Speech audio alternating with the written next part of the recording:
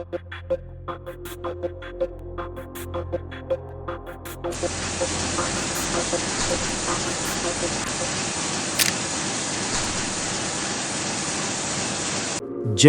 Epstein എന്ന വ്യക്തിയുടെ ജീവിതം തന്നെ ഒരു കെട്ടുപിണഞ്ഞ രഹസ്യമാണ്. ന്യൂയോർക്കിലെ ബ്രൂക്ലിൻ സ്വദേശി, ഔദ്യോഗികമായി ഒരു കോളേജ് ഡിഗ്രി പോലും പൂർത്തിയാക്കാതെ 1970കളിൽ ആഡംബരപൂർണമായ ഡോൾട്ടൺ സ്കൂളിൽ ഗണിതശാസ്ത്രം പഠിപ്പിക്കുന്ന അധ്യാപകനായി അദ്ദേഹം എത്തി. അത് വെറുമൊരു തുടക്കം മാത്രമായിരുന്നു. അവിടെ വെച്ച് അദ്ദേഹം തൻ്റെ ശ്രദ്ധ അധ്യാപനത്തിൽ നിന്ന് ലോകത്തെ ഏറ്റവും വലിയ സാമ്പത്തിക ശക്തികളായ വിദ്യാർത്ഥികളുടെ രക്ഷിതാക്കളിലേക്ക് തിരിച്ചു. ഈ ബന്ധങ്ങൾ അദ്ദേഹത്തെ ബെയർ സ്റ്റേൺസ് എന്ന വാൾ സ്ട്രീറ്റ് ഭീമനിലേക്ക് എത്തിച്ചു. യോഗ്യതകളില്ലാതെ തന്നെ അദ്ദേഹം ട്രേഡിംഗ് റൂമിൽ പ്രവേശിച്ചു. അവിടെ അതിവേഗം വളർന്നു. 1982ൽ അദ്ദേഹം സ്വന്തമായൊരു ഫേം ആരംഭിച്ചു. അവിടെയാണ് ചോദ്യങ്ങൾ ഉയരുന്നത്. കൃത്യമായ നിക്ഷേപ തന്ത്രങ്ങളോ വലിയ ക്ലയന്റ് ബേസോ ഇല്ലാതെ എപ്സ്റ്റീൻ എങ്ങനെ കോടീശ്വരനായി? അദ്ദേഹത്തിൻ്റെ സാമ്പത്തിക വിജയത്തിൻ്റെ അടിസ്ഥാനം എന്തായിരുന്നു? ഉത്തരം ഒരാളിലേക്ക് വിരൽ ചൂണ്ടുന്നു: Leslie Wexner. L Brands, Victoria's Secret, Bath and Body Works എന്ന ആഗോള റീറ്റെയിൽ സാമ്രാജ്യത്തിൻ്റെ സ്ഥാപകൻ. വെക്സ്നർ തൻ്റെ സമ്പത്തും സ്വകാര്യ കാര്യങ്ങളും എപ്സ്റ്റീനെ ഏൽപ്പിച്ചു. മാൻഹട്ടനിലെ 71ാം സ്ട്രീറ്റിലുള്ള $40 മില്യൺ വിലമതിക്കുന്ന മാൻഷൻ ഉൾപ്പെടെയുള്ള സ്വത്തുക്കൾ എപ്സ്റ്റീന് കൈമാറി. എപ്സ്റ്റീൻ തനിക്ക് നികുതികളിൽ നിന്നും നിയമപരമായ ബാധ്യതകളിൽ നിന്നും രക്ഷ നേടാൻ അറിയാമെന്ന് ക്ലയന്റുകളെ വിശ്വസിപ്പിച്ചു.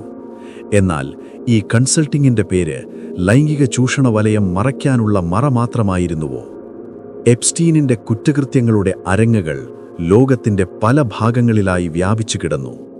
ഇവ വെറും വീടുകളായിരുന്നില്ല, മറിച്ച് സുരക്ഷിത മുറികളും നിരീക്ഷണ ക്യാമറകളും നിറഞ്ഞ അതീവ രഹസ്യ സ്വഭാവമുള്ള കേന്ദ്രങ്ങളായിരുന്നു. Manhattan mansion. ന്യൂയോർക്കിലെ ഈ 7 നില കെട്ടിടത്തിൻ്റെ അകത്തളങ്ങൾ നിഗൂഢമായിരുന്നു. ലൈംഗിക ചിത്രങ്ങളോ ശില്പങ്ങളോ കൊണ്ട് അലങ്കരിച്ച മുറികൾ, തറയിൽ കണ്ണുകൾ പതിപ്പിച്ച ഒരു പാവ, ഒരു സ്ത്രീയുടെ മാറിടത്തിൻ്റെ രൂപത്തിലുള്ള ഒരു ടെലിവിഷൻ, എല്ലാം വിചിത്രമായിരുന്നു. ഇവിടെ വെച്ചാണ് നിരവധി ലൈംഗിക ചൂഷണങ്ങൾ നടന്നത്. Little Saint James. കരീബിയൻ കടലിലെ ഈ സ്വകാര്യ ദ്വീപിന് പെഡോഫൈൽ ഐലൻഡ് എന്ന ദുഷ്പേര് ലഭിച്ചു. ഇവിടെയാണ് അദ്ദേഹത്തിൻ്റെ ക്ഷേത്രം എന്നറിയപ്പെട്ടിരുന്ന നീലയും വെള്ളയും വരകളുള്ള ഒരു കെട്ടിടമുണ്ടായിരുന്നത്. അതിൻ്റെ താഴെ പ്രത്യേക മുറികളും തുരങ്കങ്ങളുമുണ്ടായിരുന്നതായി മൊഴികളുണ്ട്. Paris apartment, New Mexico ranch. ഇവയും ഇരകളെ എത്തിക്കാനും ദുരുപയോഗം ചെയ്യാനുമുള്ള കേന്ദ്രങ്ങളായി ഉപയോഗിക്കപ്പെട്ടു. ഈ സ്ഥലങ്ങളിലെല്ലാം ക്യാമറകൾ സ്ഥാപിച്ച് രഹസ്യ ദൃശ്യങ്ങൾ പകർത്തിയിരുന്നു. ഇത് ബ്ലാക്ക്മെയിലിനുള്ള രേഖകളായി സൂക്ഷിച്ചു എന്ന ആരോപണവുമുണ്ട്.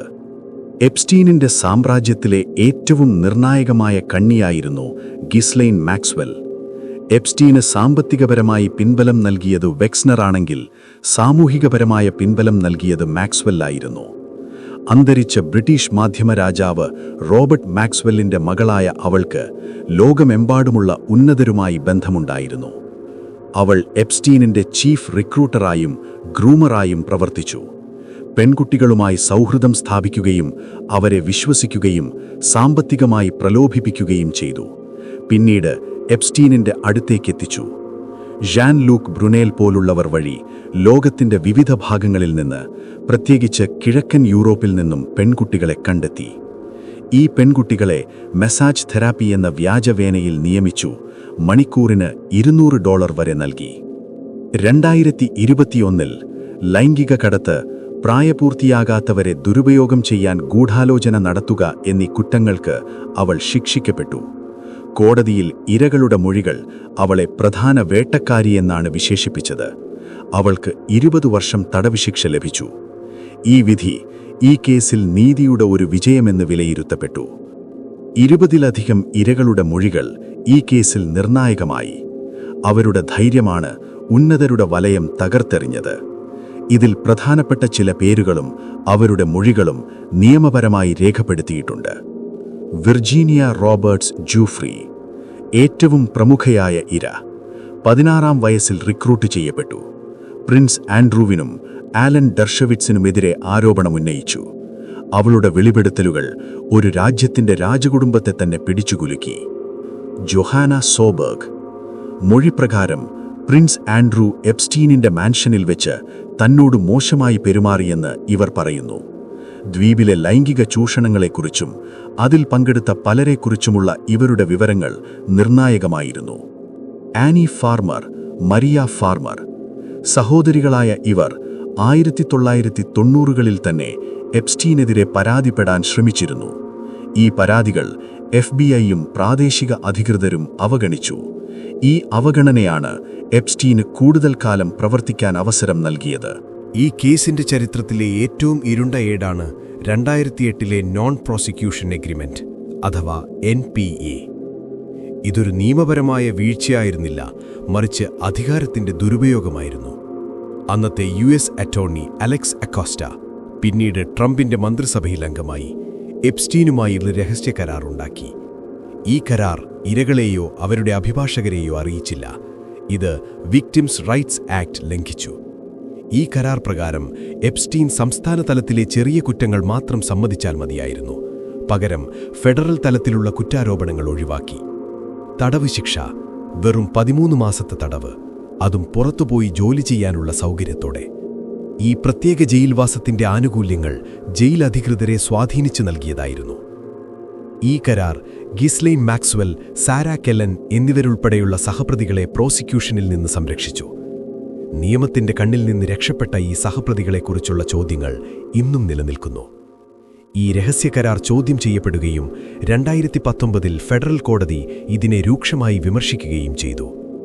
പുറത്തുവന്ന ഫ്ലൈറ്റ് ലോഗുകൾ എപ്സ്റ്റീന്റെ സാമൂഹിക വലയത്തിന്റെ വ്യാപ്തി വെളിവാക്കി. ലോക നേതാക്കളും പ്രമുഖരും പങ്കെടുത്ത ആ യാത്രകൾക്കു പിന്നിലെ യഥാർത്ഥ ലക്ഷ്യമെന്തായിരുന്നു? രാഷ്ട്രീയക്കാർ. മുൻ US പ്രസിഡന്റ് ബിൽ ക്ലിന്റൺ വിമാനത്തിൽ 26 തവണയെങ്കിലും യാത്ര ചെയ്തിട്ടുണ്ട്. അദ്ദേഹം തന്റെ ജീവകാരുണ്യ പ്രവർത്തനങ്ങൾക്കായി എപ്സ്റ്റീന്റെ സൗകര്യങ്ങൾ ഉപയോഗിച്ചു എന്നാണ് വിശദീകരണം. ഡൊണാൾഡ് ട്രംപിന്റെ പേര് ലോഗുകളിൽ പലപ്പോഴും പരാമർശിക്കപ്പെട്ടു, പ്രത്യേകിച്ചും എപ്സ്റ്റീൻ ഫ്ലോറിഡയിലുണ്ടായിരുന്ന സമയത്ത്. പ്രമുഖ വ്യക്തികൾ: ഡേവിഡ് കോപ്പർഫീൽഡ്, പ്രമുഖ മാന്ത്രികൻ; കെവിൻ സ്പേസി, നടൻ; ക്രിസ് ട്രക്കർ, ഹാസ്യനടൻ എന്നിവർ യാത്ര ചെയ്തതായി രേഖകളിലുണ്ട്. ശാസ്ത്രലോകം. അന്തരിച്ച ഭൗതികശാസ്ത്രജ്ഞൻ സ്റ്റീഫൻ ഹോക്കിംഗ് 2006-ൽ എപ്സ്റ്റീന്റെ ദ്വീപിലെ ശാസ്ത്ര കോൺഫറൻസിൽ പങ്കെടുത്തു. പ്രശസ്ത AI വിദഗ്ധൻ മാർവിൻ മിൻസ്കിയുടെ പേര് മൊഴികളിൽ കടന്നുവന്നു. ഇത് എപ്സ്റ്റീൻ പണവും സ്വാധീനവും ഉപയോഗിച്ച് തന്റെ ക്രിമിനൽ സ്വഭാവത്തെ മറച്ചുവെക്കാൻ ശ്രമിച്ചു എന്ന് തെളിയിക്കുന്നു. ഇതാണ് ഈ കേസിലെ ഏറ്റവും തീവ്രമായ ചോദ്യം. എപ്സ്റ്റീൻ ഒരു ബ്ലാക്ക്മെയിൽ ഓപ്പറേറ്റീവായിരുന്നു. മൊസാദ്, CIA തുടങ്ങിയ രഹസ്യാന്വേഷണ ഏജൻസികൾക്ക് വേണ്ടിയാണ് അദ്ദേഹം ഉന്നതരെ കെണിയിൽ വീഴ്ത്തിയതെന്ന ആരോപണങ്ങൾ ഗൗരവമാണ്. എപ്സ്റ്റീൻ മുൻ ഇസ്രായേലി പ്രധാനമന്ത്രി യഹൂദ് ബറാക്കുമായി അടുത്ത ബന്ധം പുലർത്തിയിരുന്നു. ഇത് മൊസാദുമായി ബന്ധിപ്പിച്ചുകൊണ്ടുള്ള വാദങ്ങൾ ശക്തിപ്പെടുത്തി. കൂടാതെ നിരവധി നയതന്ത്രജ്ഞരുമായും രഹസ്യാന്വേഷണ ഉദ്യോഗസ്ഥരുമായും എപ്സ്റ്റീൻ ബന്ധപ്പെട്ടിരുന്നു.